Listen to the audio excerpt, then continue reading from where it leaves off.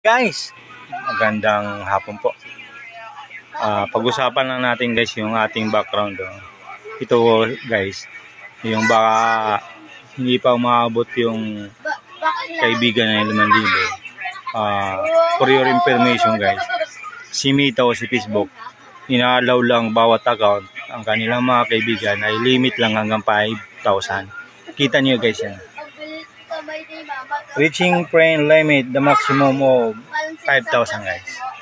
Kaya pag sumubra na, kahit may mag-request sa inyo ng mga kaibigan nyo, new friend nyo sa Facebook o si Mita,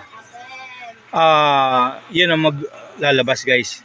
Lalabas na yung notification yan sa inyong Facebook para ipalam sino kailangan yung iburahin doon o i-delete, burahin nyo na. Para yung bago nyong kaibigan ay na mas deserve na maging kaibigan ay papasok na po sa nyo, na 5,000 key.